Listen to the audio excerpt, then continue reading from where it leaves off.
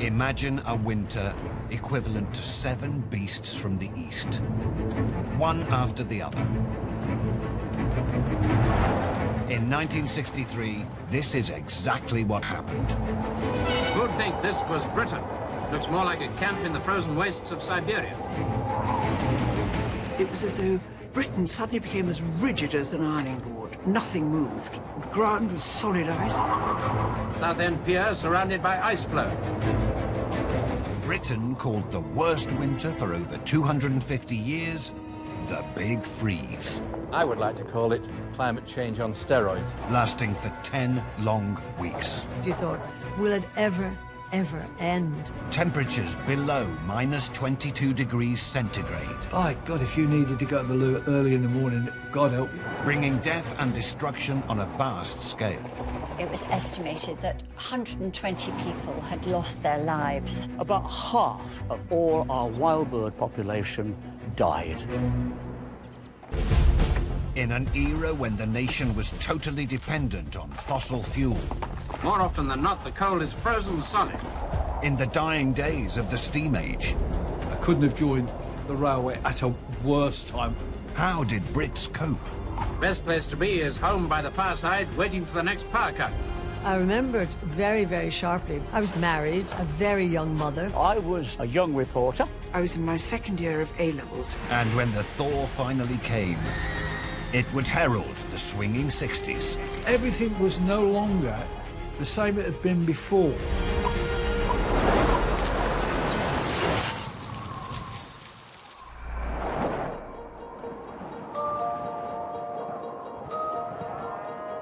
On Christmas Eve 1962, a cold wind started to blow from the north.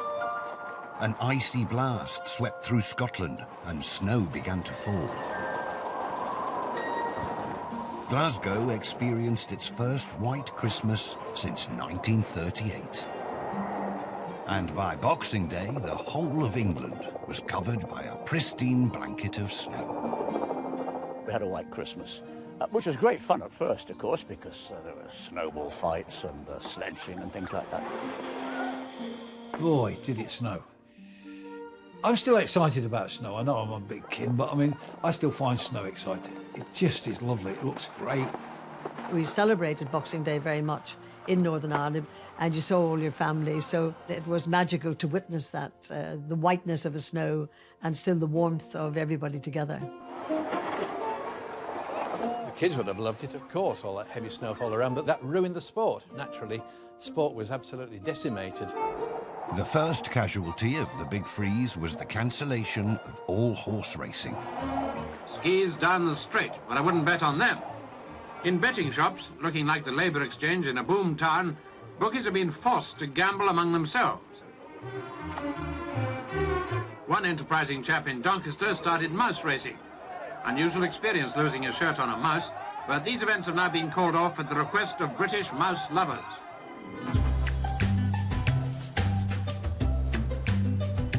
How Brits chose to celebrate the Christmas break over 1962 may now seem a world away.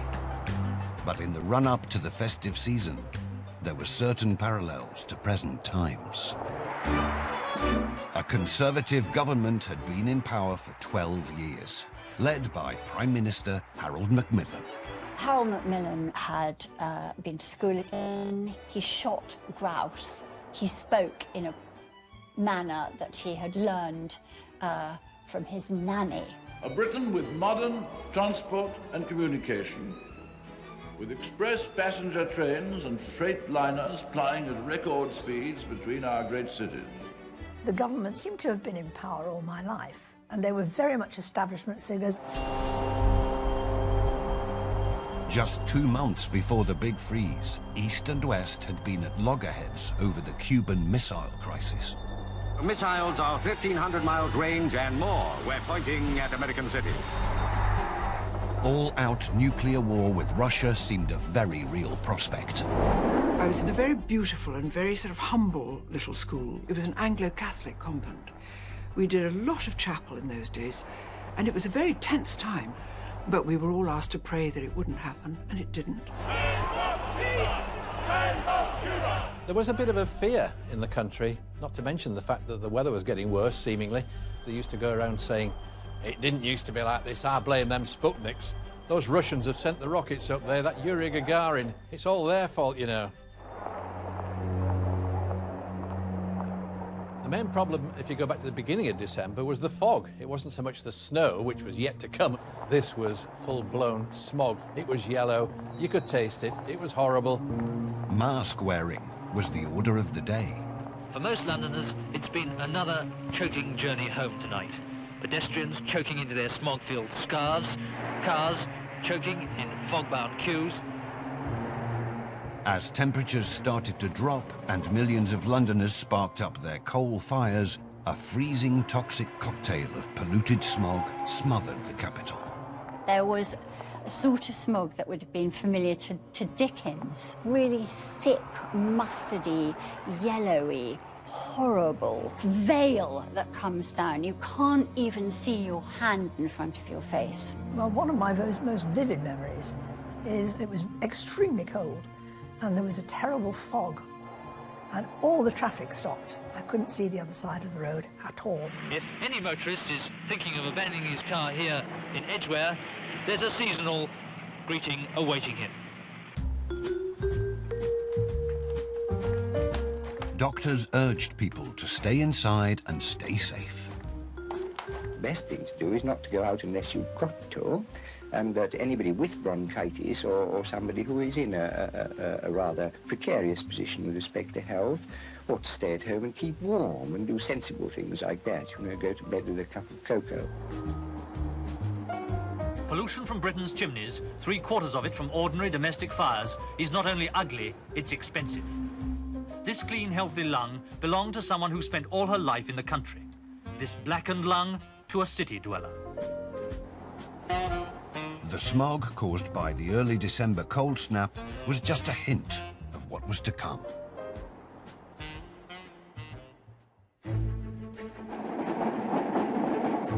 By Boxing Day, poor visibility returned, but this time, thanks to snow in temperatures as low as -5 degrees centigrade, the Big Freeze was about to claim its first fatalities. The midday Scott Express from Glasgow to London was packed with 500 travellers returning home after Christmas. As it approached the Coppenhall Junction in Cheshire, driver John Russell shot a red light. Ahead in the darkness and freezing smoke, the Liverpool to Birmingham Express was stationary at a signal.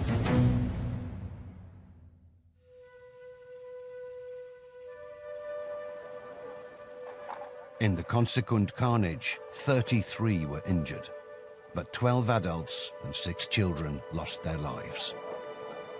I actually joined Railway in January '63, but Wolverhampton, which was right at the heart of this. When a railway accident happens, it's usually terrible. When you get one on Boxing Day, particularly because it's that time of year, it's a particularly tragic one. You remember seeing all the parcels, you know, all the Christmas presents, the horror of it. Passing cars stopped to shine headlights on the wreckage to help rescuers, and a local farmer was forced to turn his livestock sheds into a morgue. It was human error and a combination of circumstances, not the automatic warning system that caused the crash. The driver would have been hugely experienced, but he would have been driving within conditions he had no way of controlling in the end, and the conditions just bit him. But on Boxing Day 1962, no one knew that the tragedy at Crewe was just the Big Freeze's opening salvo. Merely the herald to a further 10 weeks of chaos, struggle, and misery.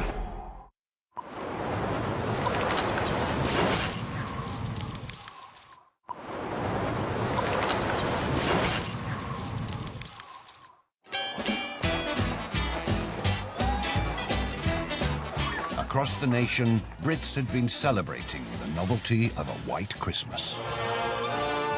For road users, sheer nightmare. At the very peak time of family reunions. It all happened so suddenly, everyone was taken unawares. But they had no idea that these first inches of snow in the last week of 1962 were merely the opening flurry to the coldest winter for over 200 years.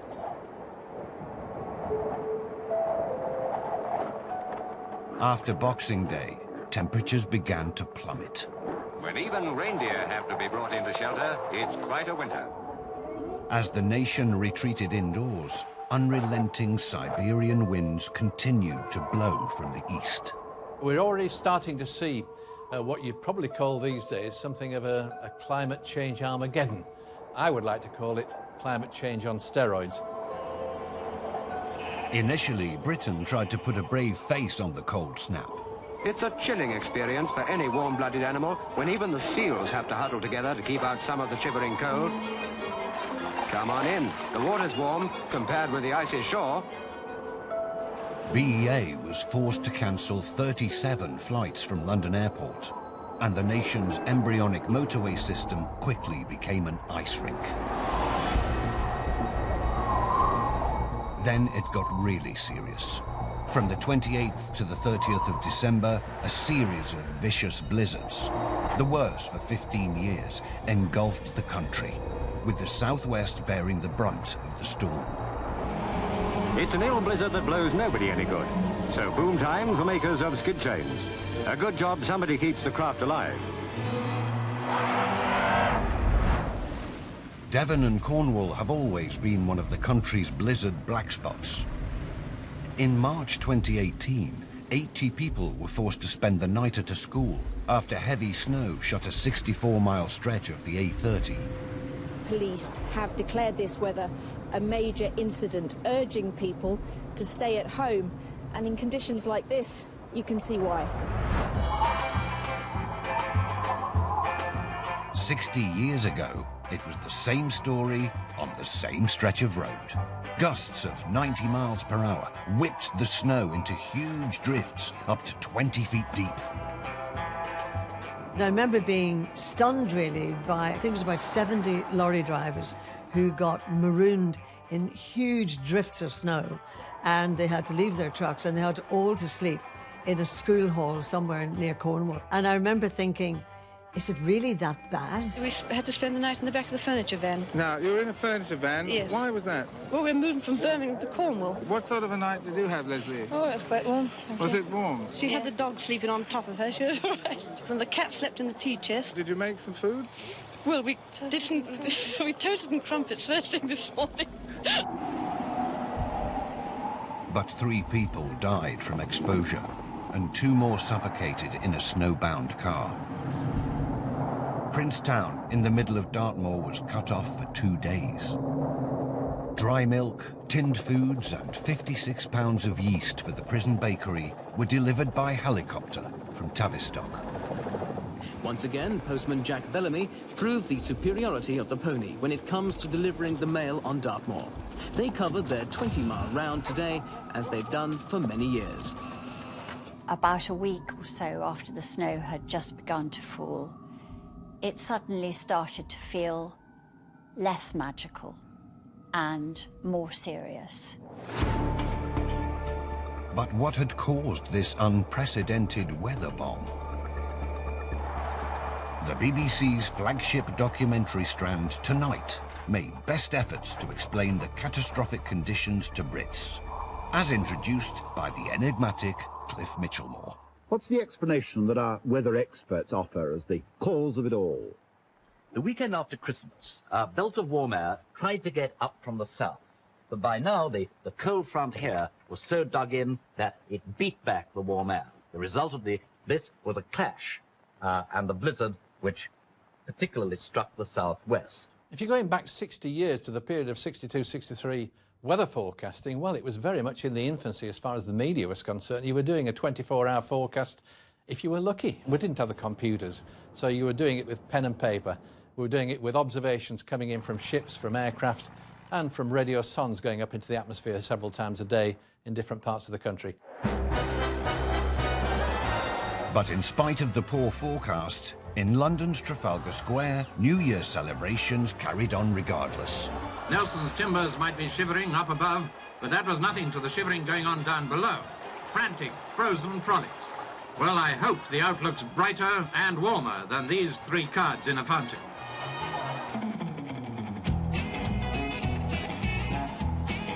From New Year's Day through to the second week of January, the story of snowstorms turned into one of ice. Snow, blizzard, and the lowest temperatures for years and years. What a way to begin the new year.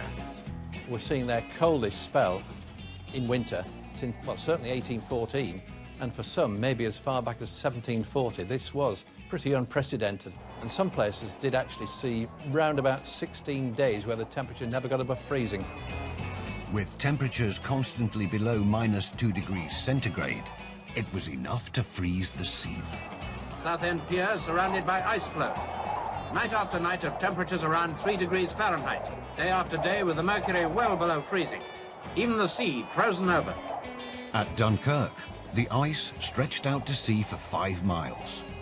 And the car ferry service to Fishbourne and the Isle of Wight was cancelled because of dangerous pack ice. In some places, stretches of the Thames are frozen solid for the first time in 60 years. Memories of cruising on a hot summer's day seem long ages away. And on the Grand Union Canal, it would have been possible to skate from Brentford to the Midlands. How about keeping warm? Well, you have to wear 3 of everything. 3 jumpers, three pairs of trousers, and make it warm all the way through. Do you envy people living in centrally heated houses at this time? You do? Very much. The average British family was ill prepared for the big freeze's icy embrace.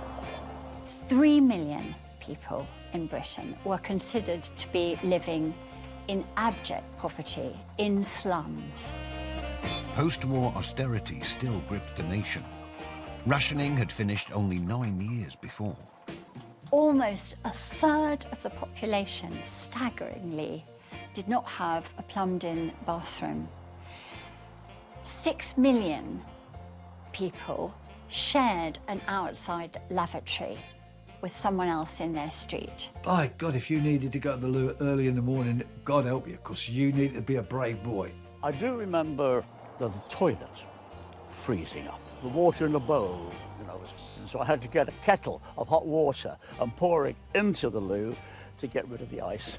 Our toilet was a part of the house, but it was outside. You never shut the door. You're sitting with this like 3 foot, 4 foot of snow. You had to scrape the frost off the inside of the windows before you could see out. My poor sister, God rest her soul, I used to do terrible tricks, like stick her tongue to the window and she would stick to the window. I was living in Northern Ireland at that time, married, a very young mother, and Karen was a baby, so I felt terribly isolated and hemmed in. And I remember my then husband having to dig a tunnel out from the front door so that we could just get out into the main street. We were always encouraged to keep the windows open, even at night time in the dormitory or your own little room. And flannels would freeze on the washstand, rigid, rock hard. Everything was frozen. And to keep warm, we tended to sleep in our clothes. By January the 6th, 1,300 sheep and ponies had been dug out of Dartmoor snowdrifts and 20,000 driving tests cancelled.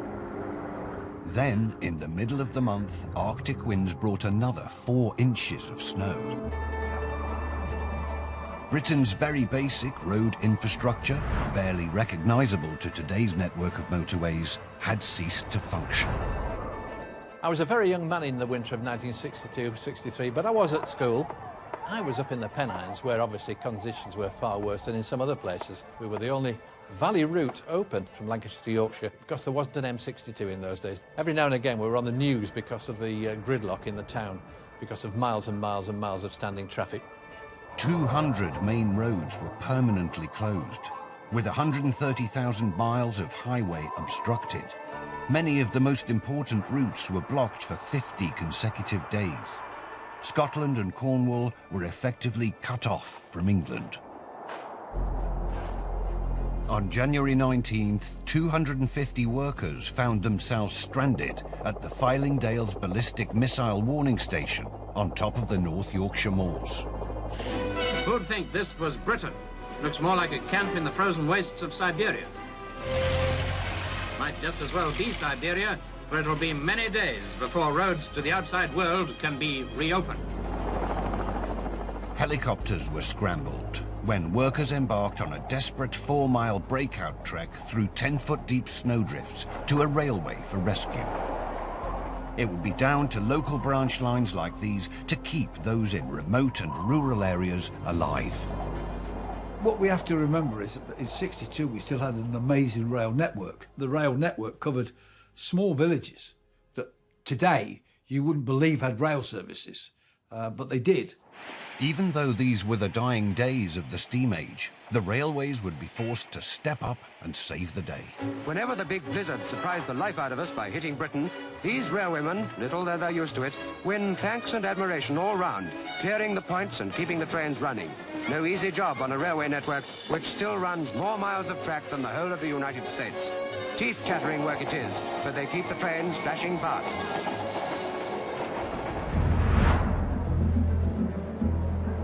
Today's electrified railways are particularly vulnerable to icy conditions. About an hour we were in pitch black with just the light of mobile phones and the odd torch or two.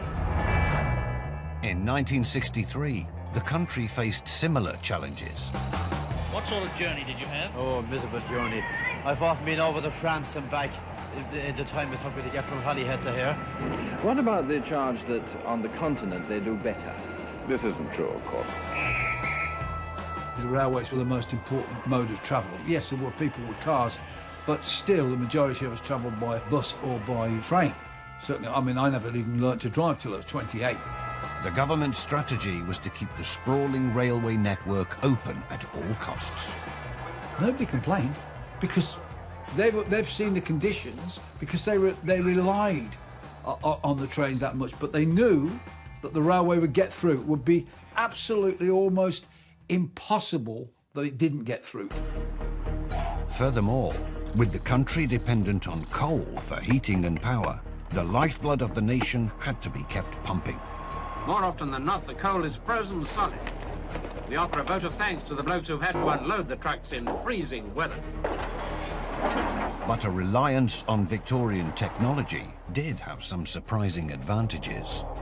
When the diesels came in, which is what they did in '62, '63, of course the diesel froze in the tanks and they couldn't even start them. So we fell back on the steam engines, and the steam engines got almost a second lease of life. They were almost bulletproof. The story of the railways during the Big Freeze is full of irony. That winter brought it home hard how much it does cost to run the railway. Anybody who looked at the railway would say it's losing money because we're going places that it's not economical to go. Just 3 weeks after the Big Freeze, an infamous report written by Dr. Beeching, the chairman of British Railways, identified over 2,000 non-profitable stations and 5,000 miles of railway line for closure. 55% of stations were destined for the axe. How much hardship will these changes cause in country districts? To passengers, relatively little. But there will be some places of difficulty, and if there is thought to be hardship, then arrangements will have to be made. When I joined the railways, I had this bright, shiny vision. I went as a trainee to be a boilersmith, which really, in hindsight, me becoming a trainee in '63 was a ridiculous thing, really, to think about. 60 years on, Britain is now seeking to expand the rail network and reopen some local lines. Rail use is now at the same level it was in the 1920s, years after Beeching's axe. They're finally coming back to life. But back in 1963, despite valiant efforts on the railways, a nation fueled by and dependent on coal was close to total collapse. And now the government would find itself in the middle of a new storm, one that would prove even more costly than the weather. All I know is that people in hospital should not be allowed to die because there's some industrial dispute.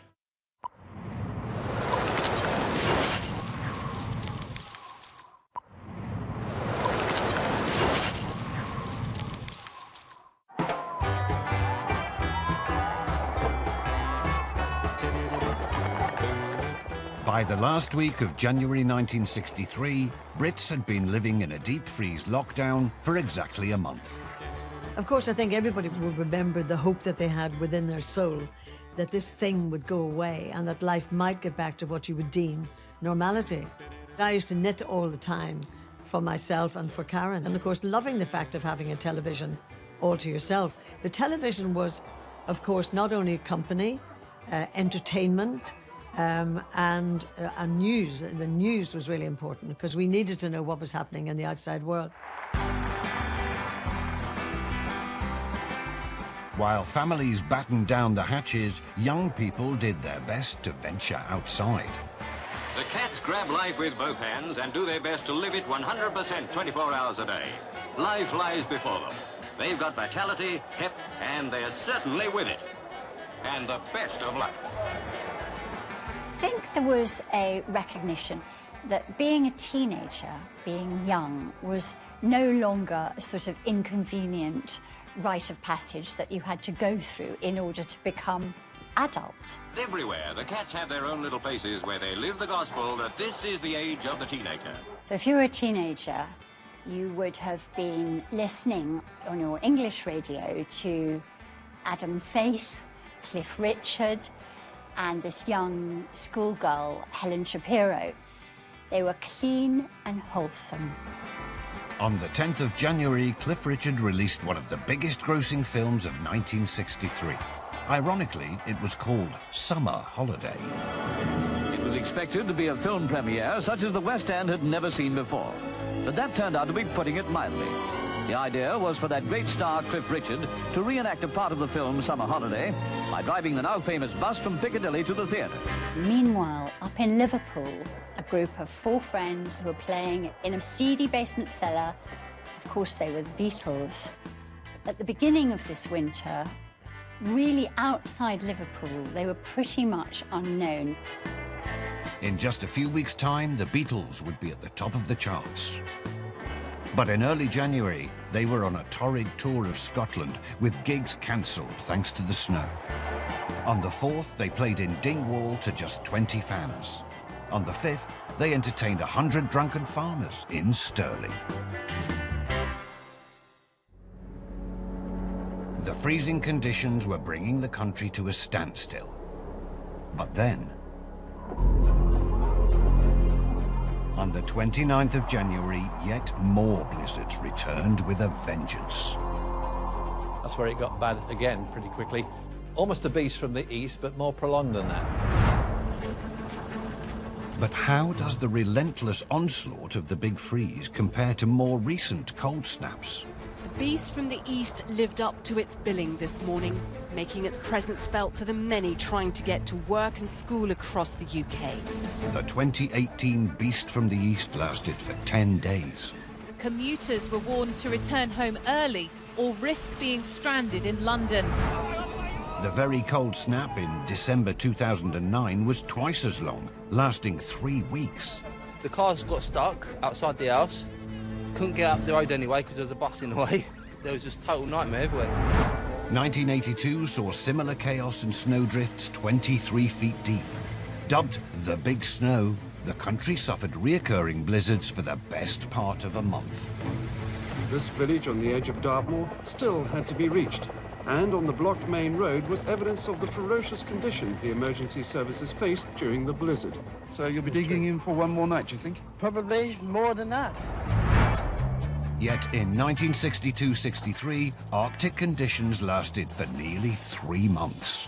Why did they hang around for so long? Like more recent cold snaps, a high-pressure system from Siberia was dominating the British Isles. But in the Big Freeze, a new second anticyclone tracked south from Greenland to create a reinforced mass of freezing air that was almost impossible to shift. It's the blocking situations that bring the lengthier spells of cold or the lengthier spells of hot weather. Wouldn't we just like a few of those? It was the behaviour of these 2 high-pressure systems that threw Britain into a continuing cycle of colder and colder conditions. The fact that everything was so cold, so iced over, so snowy, meant that There just couldn't be any warmth left in the ground. And don't forget, the sea temperatures were dropping as well. So it really was intense. It was a self-perpetuating system. The plummeting temperatures meant that Brits faced a huge battle to stay warm, even in the home. How are you managing to keep warm? Well, I just have to do the same as you see me now, you know, with a fire and put the electric on and make do, and then go to bed when I get too cold. The minute you started to go up the stairs, by the time you got to the top, it was 4 below freezing, and you were getting into a bed that was probably 8 below freezing and probably damp, and was actually, by a good chance, to have ice in it. I remember going to bed with pyjamas and socks and a cardigan and a scarf, and of course a hot water bottle. You certainly never went into the bathroom for a serious wash in the morning because it was too cold.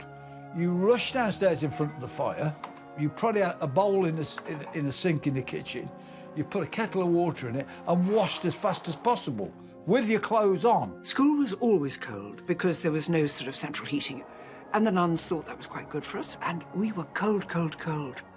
I've always found mittens which stop there make your hands very, very cold. You're actually better off just putting them up your sleeves. But as January drew to a close, there was one moment of warmth for the nation to celebrate. When the BBC's Tonight programme, the cornerstone of the evening schedule, featured an unlikely heroine for the big freeze, as presented by the clip tones of Derek Hart. It was left to the wife of the Minister of Power, Mrs. Richard Wood, to supply the bathos of the big freeze. I refer, of course, to the tale of the black woolly pants. While her husband was bothering himself with power cuts, gas rationing and coal shortages, Mrs. Wood was quoted as saying that English people don't wear enough clothes, and she allowed herself to be photographed in black fishnet tights and black woolly pants with a little bit of white trimming at the knee. Right, so, pour the kettle. Diana Wood, now Lady Holderness, is 94 and still living in London. How are you, Grandma? Not as well as I was once. Much better when I was 35. Her granddaughter Leo visits regularly. Excellent.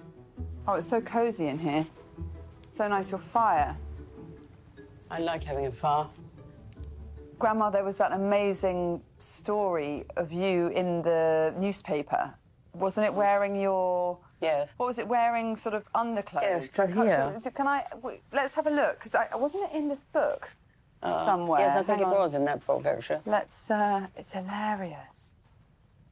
I used to wear that an awful lot. It was sort of thought all right to do it. So what, would you wear that under a skirt or something? I can't think. In your It's fishnet very tights. annoying. Very racy, Grandma. Ever so. Thank goodness for Mrs. Wood, the wife of the Minister of Power, and her black, unglamorous woolly pants. For a moment, they made us forget the power cuts. They must have been short of a job. I haven't got those pants. I don't know what happened to them. How did you feel when you were on the front cover of the Daily Mail? Well, I thought the Daily Mail was a very common paper. It would have been the Times. Were you weren't embarrassed being on the front page of the newspaper? Not in the least, but I mean, my relations minded very much. Why was that? Renee Kidston said it was perfectly dreadful that she'd seen me on the front of the paper. How could I have possibly done such a thing? And Grandpa didn't mind? No, not a Richard? bit. No, he thought it was all quite enjoyable. Diana's husband, Richard Wood, who died in 2002, was a career Tory politician and war hero. Mr. Wood lost both legs in World War II. He is the son of the late Lord Halifax. As everyone present was aware, Britain cannot nowadays rely on refineries overseas. That winter, with Britain's transport infrastructure on its knees, the Minister of Power faced huge challenges. The country was running out of coal. At the moment, the main shortage is in house coal, and the merchants physically find it very difficult to get the coal out from their depots to the people who want it. How much coal would you normally have here at this time of year? Roughly about 3 weeks' supply, between 200 and 300 tonnes. What have you got at the moment here? Nothing at all. Are you expecting any coal? I have no advices of any sort, and I don't see any hopes of getting in the near future. The main difficulty is the shortage of wagons. The wagons available should be turned round, should be emptied and put back so that they can get more coal as quickly as possible. We had to be very careful with the coal supplies. I kept checking in the coal shed to make sure we had enough, because there was no guarantee that the coal man would get through. The coal fire was on in our house. It was lit at 5:30 in the morning. It wasn't extinguished till about 11 at night. I mean, that was your only form of heating. Coal was what we lived on. The fire brought joy, it brought warmth. Besides the coal shortage, the Ministry of Power had another major battle on its hands. But this time, it was man-made. The electricity unions were in conflict with the government at the worst possible time, when our dependence on heat and light was at its most intense. I think there was a feeling management was often out of touch with the workforce. And, you know, if you've got good industrial relations, it solves problems. If you've got bad industrial relations, it creates them. The promises that were made on the Macmillans that everyone would benefit from the economic prosperity post-war didn't materialise for the ordinary working-class person. The trade unions played a key role in holding the government to account. I was a union rep for years. You always knew when to pick your fights. The power workers knew that the government needed them more than they needed the government. All through the first half of January, workers at 26 power stations had decided to ban overtime and work to rule, leading to blackouts across the nation. Best place to be is home by the fireside, waiting for the next power cut. It was reported that a third of the electricity supply industry had been affected. On the 27th of January, a massive power failure, the worst in 35 years, plunged the East Midlands into darkness. After a day's work, you come home and there's no hot food, or there's no power. My mum was cooked on the fire, but there would have been no, you know, we'd have had candles, there's no telly, or, you know, yeah, that was tough, I think. Improvise. That was often the only way. You had to have hot food at any cost. In London, babies were delivered by candlelight. I was thinking, thank goodness that didn't happen to me. That was a bit scary to me. The dispute was only settled after power unions accepted a 2.5 pence an hour pay rise.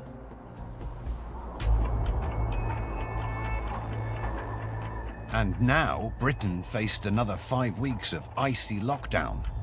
There were shortages of all basic commodities, from grit to salt the roads to food frozen into the ground. How would Brits survive the next and most deadly phase of the Big Freeze?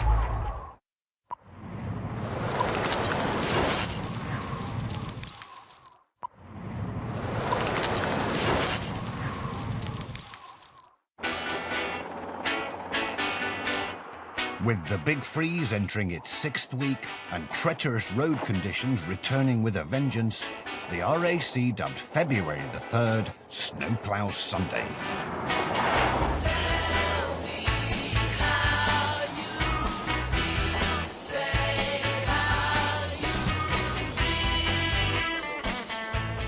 The Big Freeze set in again, and it was up for about another 5 or 6 weeks. It continued. So in your head you thought, will it ever, ever end? The thing that really brought it home was the news every night. You saw all these people stranded, and you saw other parts of the country that were completely snowbound. You'd see the wreckage of pipes. Icicles just burst from burst pipes, just on and on. The icicles never melted. So you could sense that this was going to be a forever kind of thing. I'm afraid there's no sign of a breakdown in this awful cold spell, and it looks as though it's going to go on for 3 or 4 more days longer at least.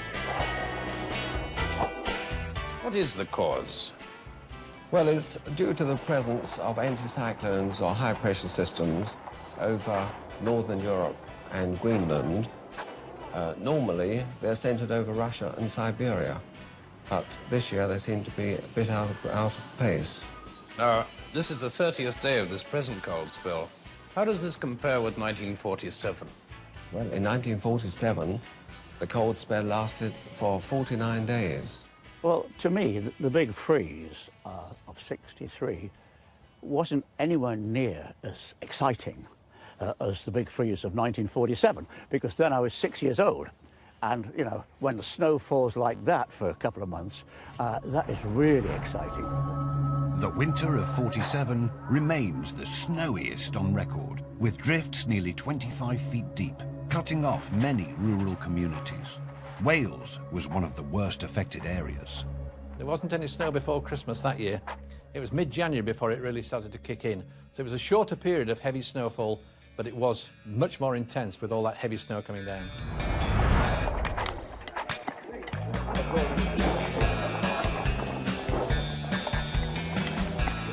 16 years later, in the Big Freeze, the new dump of snow in February was still a major issue. Road clearing operations ran round the clock in the worst hit areas. Thank you. How long do you do this for at a time? Well, sometimes you can work about 18 hours. That means working Yes, in the continuous. dark? Yes, through the darkness. What do you do in the summertime yourself? Well, actually, I'm a depot foreman.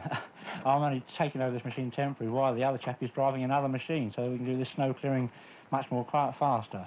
Do you find this interesting work? Oh, yes, it makes a change from being in the depot. All the minor roads over the hills and mountains across the country were completely blocked off. The snowplows were struggling to get through. Even the trains with snowplows on the front were struggling to get through as well. The battle to keep the railways moving once again became critical. Still under a heavy blanket of snow, and the railways there haven't escaped the drifts which built up within the past few days. It was in these conditions that two goods trains stuck in drifts. One of them has now been released after being trapped for more than 24 hours. The Big Freeze's icy grip was now a lethal stranglehold. Rural communities found themselves cut off once again. Farmers' livelihoods were hanging in the balance. Farmers had a real battle on their hands against the snow and the ice to save their livestock. And although many of them really tried and succeeded, a lot of animals died. I know the farmers these days in some areas have a tough life and hard to make it all work. But then a lot of their money was just under the snow, sadly, dead animals, which was crucifying. It was quite vital for the nation, for its milk supply to keep going. We more or less ran on milk and coal, didn't we? And with milk being one of the absolute staples of the British diet in the early 1960s, the threat of shortages was considered a potential disaster on a national scale. The farmers were unable to reach their livestock. Cows were going unmilked, and if the cows were indeed milked, the milk churns could not be collected by the milk lorries because the roads were impassable. Has it been getting better for you during the week? No, not at all, because as fast as we make a track to get through, that night there's a wind and it covers up the tracks. We've got to make a new road more or less the next day. The travel infrastructure was such that you couldn't get things moving again, so an awful lot of milk actually was lost and had to be thrown away. Are other farmers in the same difficulty hereabouts? Well, yes, there's 3 or 4 can't get their milk in, and one chap we hear of, he's filled up every receptacle on the farm with milk, and he just can't get the milk through, and the last we heard, he filled everything, and that was it. And even when milk bottles did reach the doorstep, Brits had to act fast. What you had to be very careful of was to get the milk in quickly before it froze, because when it did, the cream would pop out of the top of the bottle, and we had a lovely ice cream lolly to have a lick on. The return of the Big Freeze created a cascade of food shortages. Vegetable prices soared to 5 times the normal amount. How long are we going to have to go on paying these high prices for vegetables? Well, so while this weather continues, the cold weather, frosty weather, icy weather. Can we expect a serious shortage of vegetables? There'll be a lighter supply this weekend, and obviously prices are going to be up compared to what they were a week or so ago.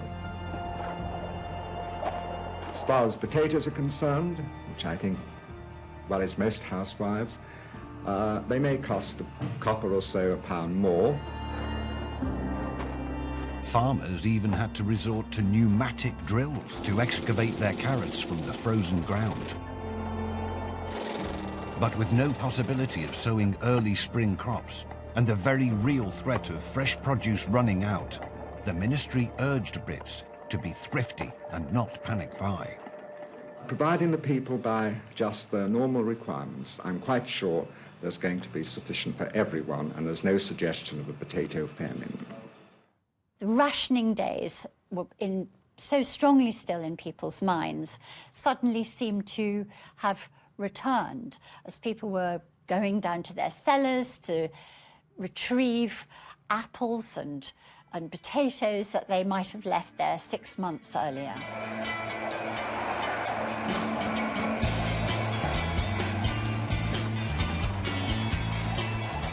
We all coped in those days because we had to. There was no question about it. If your dad didn't go to work, you didn't get the money coming in, and that was the philosophy for everybody in my little town. Oh, I think it got serious for me when we started not being able to get to work. Buses couldn't go on the roads because the roads were too treacherous, they couldn't get through. I talked to my dad about his experience. There was an expectation, despite all the ice and the snow on the roads, people had to go to work still. He used to get picked up by one of his co-workers, was an Indian guy. They went to the car, they were driving to work, the car got stuck in the ice, and the car was whizzing round and round and round, and he was like fearful for his life. So, is this going to be the end of my days? I had a little Mini, and that skidded all over the place, and there were quite a few locations I couldn't get to because of the weather, which was very frustrating. You thought, will I be stuck in this house, never able to get out and drive my car? Will I be able to go and see my mother and take my baby with me?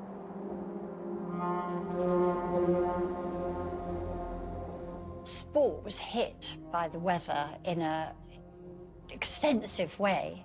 There was absolutely no horse racing at all throughout that winter. And of course, football pitches were frozen solid. Remember football? It was the game the British used to play and watch every Saturday until 7 weeks ago. Over 500 official matches would be cancelled. The FA Cup saw 261 postponements in the third round alone. It became the longest-lasting round in the history of the tournament. Since the big freeze, 66 league clubs haven't had the chance to play a match at home, and over 250,000 fans haven't had the chance to see them. And tomorrow looks a bleak prospect too. This was week after week after week of bad weather, and the frustration for a youngster like me was that it just shut out what I was obsessed with. You know, you couldn't watch it, you couldn't play it. Don't forget, these were the days when you didn't really have undersoil heating. They used to have these drums, didn't they, with fires in them. Coventry City was part of the community, and because we lived so close to the ground, we'd all get asked to go to the ground, and all the kids from the neighbourhood would go and help the club out. And on a Wednesday night, they let all the local kids in for sixpence, and they gave us a cup of tea for that. And frozen pitches meant the nation was deprived of a weekly ritual first established in 1923, when every Saturday night, families would gather to see if they had won a fortune. The football pools now seems prehistoric, really, but it was the forerunner of the lottery. It was for everybody.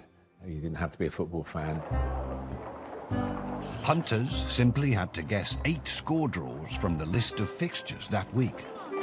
But during the big freeze, with no matches being played, a committee, including 3 ex-footballers and a Tory MP, met for the first time behind closed doors in London's Connaught Hotel. The Pools Panel was born. They would guess what might have been the result of football matches that actually had never even taken place. And even Lord Brabazon, the chairman of this extraordinary scratch committee that had been put together, pronounced the entire thing to be a farce. Yeah, it was a bit of fun, but it actually reached out to everybody, as the lottery does in many ways today. So that was invented because of the big freeze. Finally, after 10 long weeks, came the first signs that the big freeze was turning into the big thaw. I remember the end as if it was yesterday. That was the most exciting, I think.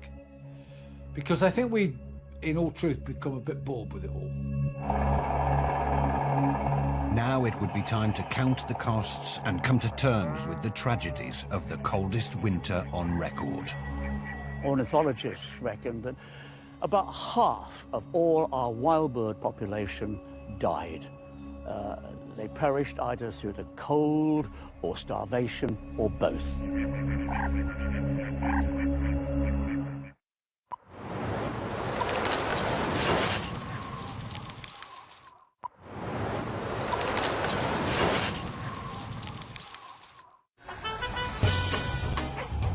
These days, snow is something of a rare treat, and even though 1963's big freeze lasted nearly 3 months, Brits were still determined to have some fun.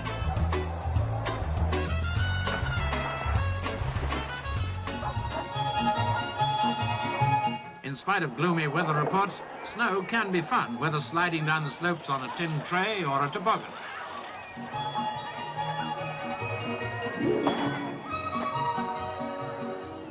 I think we more or less invented winter sport in the big freeze because everybody seemed to have a go at it, you know.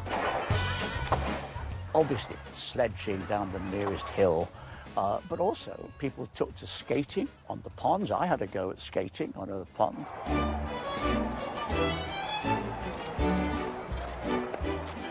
We didn't have any skates, but we did have a lake, and the lake was frozen. And so slithering around in our gumboots was a thrilling experience because it had never frozen before, and we knew it was safe to go out right into the middle. This really is a winter wonderland, and the scouts say they feel in the pink out here. The most difficult thing is finding our way about on a route march when the routes are hidden under giant snowdrifts. You couldn't ride your bike because it was just too slippy. So, you know, we used to take Alan's dog for a walk. I mean, there was so much snow. I mean, it was like unreal. Throughout the winter of '63, schools did their best to stay open whatever the conditions. My overriding memory, I had to walk to school along this main road, and it was very difficult. Nothing was moving on the road, of course, but the ice was precarious. It was very difficult to stand up. I did fall over an awful lot, got a lot of bruises. My playground was completely frozen over. You just couldn't play football. It was an absolute nightmare. I don't think, to my memory, we were ever sent home early, ever.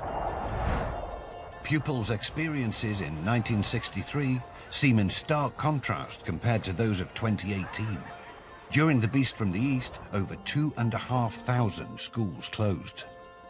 This World Book Day, Narnia wasn't found on the pages of a C.S. Lewis novel, but on the slopes of Roundwood Park in Harleston. But as the big freeze stretched into late February, it became clear that the freezing conditions had taken a terrible toll on the country. During that winter, it was estimated that 120 people had lost their lives, actually in the snow. But that didn't begin to cover the amount of people who had lost their lives and their livelihoods throughout that winter, whether it was in hospital or whether it was farmers who were unable to farm their lands or whole businesses that were just going bust. And the suffering encountered by Britain's animal and bird life was on an almost unimaginable scale. People were advised to keep their cats indoors for fear of foxes that were out on the prowl hunting in pairs. Ornithologists reckon that about half of all our wild bird population died. They perished either through the cold or starvation or both. It was as bad for water birds as well because the sea froze in places, lakes and ponds and rivers and streams were all frozen over. kestrels were seen feeding on urban bird tables where normally you would see a sparrow or a robin.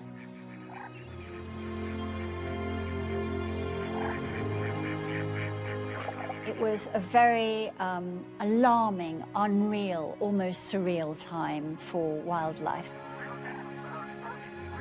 I'd found a little dead robin which had literally died of cold. The north wind will blow and we shall have snow. And what will the robin do then, poor thing? He'll sit in a barn to keep himself warm. Heidi said under his wing, poor thing. But this little one hadn't. He died, and it broke my heart.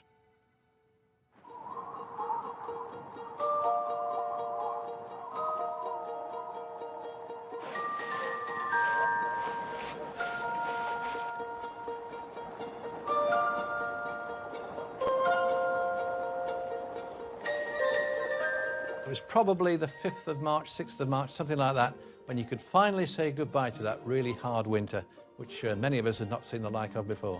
I remember the end as if it was yesterday. That was the most exciting, I think, because I think we, in all truth, become a bit bored with it all.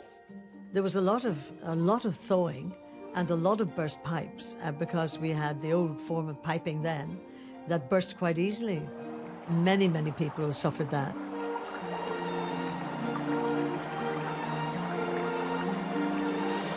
As 10 weeks of the accumulated snow and ice blanketed across large areas of the country started to melt, a new danger presented itself. I know there was a lot of flooding came from the River Severn, over on the western side of the Midlands and coming off Wales, from the mountains of Wales, and also up around the Lake Districts as well. The peril of the big thaw was that the snow all melted, and then there was so much flooding because the drains, nothing could take it all away.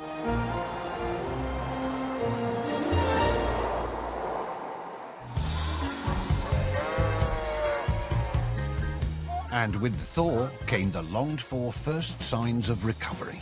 What a wonderful thing about nature is that it has this capacity for bouncing back. And that's what happened after the big freeze. After the big thaw, along came breeding season for most creatures, and numbers were bouncing back. Nature and humans were starting to get back to normal. The immediate impact of the big freeze would also cost the British taxpayer dear. When it came to do the final reckoning of what this winter might have cost the country, it was estimated then to be about £200 million, which may not sound very much, but if you reckon that in today's money, it's something upward of £5 billion. And it was £5 billion spent on keeping the country going through that snow and ice. It's a colossal sum of money. As the country emerged from the big freeze, the warm days of spring 1963 would also welcome a new cultural dawn for Britain. Speak out, act out, run, dance, have sex. Take the new contraceptive pill that has just been made available.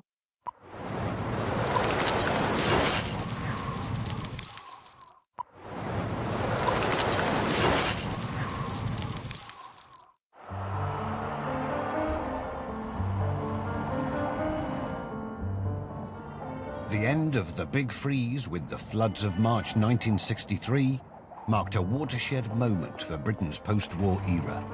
Traditional deference to the establishment would be swept away by a new generation determined to do things their way.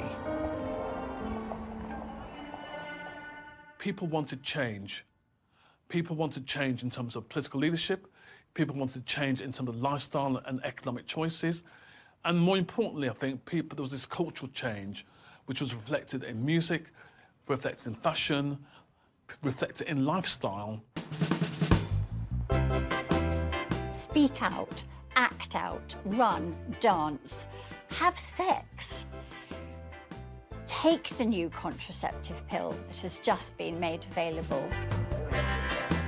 And one of the loudest voices extolling this shift in cultural values was a satirical and subversive TV show. This is BBC Television.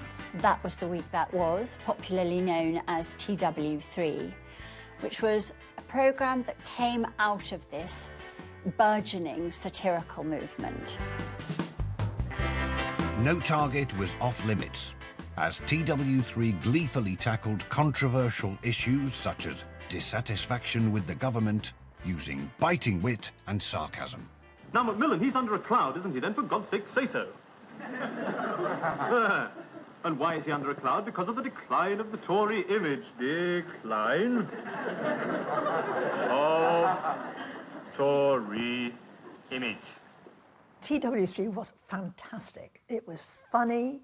It was eloquent. So this programme was iconic because they were brave. It was so satirical. And I remember thinking, how does David Frost get away with that? The establishment was no longer sacred, as within 3 months of the Big Freeze, scandal began to engulf the Macmillan government. There was a rumour, an increasingly loud rumour, that the Minister for War, John Profumo, had had an affair with a young woman named Christine Keeler in her early 20s, and that she in turn had slept with a Russian spy. And the implication was that the secrets that Profumo had passed to Christine Keeler had in turn been divulged to the Russian spy. It seemed to grip the country, the Profumo-Keeler scandal. It had everything that you could possibly look for. It had beautiful girls. It had government ministers. It had the idea of Russians. It had sports cars and swimming pools, things that seemed to be luxury items. It had everything that was forbidden, out of bounds, longed for, dangerous. The Profumo affair was really the last straw for Harold Macmillan's government. He was no longer the right person at the right time to be governing our country. He was out of date. He needed to go. 8 months after the frozen winter of 1963, Macmillan was out of office, and the 60s started to swing. Just at this time, teetering on this edge, came false eyelashes, miniskirts, Mary Quanton, which went to hell with all that old stuff. This is an outdoor fashion show by one of the youngest of British designers, Mary Quant, who's been quick to pick up this new touch-up paint technique of setting off her young, unorthodox dresses. She didn't just invent the miniskirt because it was a fashionable item. She presented her new, very, very short skirt as something that would enable women to run in, work in, move in, function in. Proud moment surely for Mary Quant, honoured by winning the award for Britain. The Cultural Revolution, ushered in by the end of the Big Freeze, had its own defiant soundtrack. There was another band, the Rolling Stones. They were flatmates, and they were something else, because Mick Jagger, who was simultaneously a student at the London School of Economics with aspirations to go to work for the Financial Times as a correspondent, people would fall down and nearly break their legs in the enthusiasm to dance along with the Rolling Stones. British society was thawing, but the Big Freeze also had another major impact. A community spirit not experienced since World War II. I remember that the whole community went and fetched the pensions for the pensioners, because the pensioners couldn't walk on the ice and snow. You were expected to look after the older members of your community. Absolutely expected. One particular day, I had to go to the shops to get some provisions, but there was a girl across the road, and I had seen her a few times, and I knew she had young children, and I went across, and so I said to her, you know, do you need anything? And you couldn't carry too much back either, but she needed some eggs or milk or something like that. And to this very day, she's still one of my best friends over there. I think people were more used to discomfort I don't think in the end they were tougher. When it comes to it, you know, as we saw during COVID, when it comes to it, people can and do make tremendous sacrifices.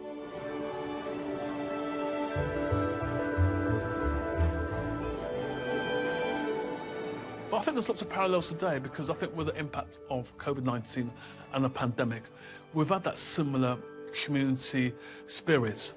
That's great. Oh, no, you're I've got something excellent there. No worries. Much appreciated, Ben. Thanks. I think it's an example that people have adopted over the last 2 years as well. I think it's a feeling that has definitely come back. We'll manage somehow. We'll get through this. We can do it. We can do it together. And just as those who lived through the COVID pandemic will never forget, the big freeze of 1962-63 left an indelible mark on those who lived through it. Everything was no longer the same it had been before. Things weren't so predictable. Nothing was predictable after that. That severe winter of 62-63 had a massive influence on me. I was interested in the weather from that moment onwards because I wanted to try and understand and try and explain exactly what had been going on in my formative years. And it was inevitable, really, in the end, that I would go on and move to join the Met Office. It's a strange double winter of an awareness of an adult world, which I probably would not have had the snow not begun to fall, and my own exuberance at just being 8 years old and having fun.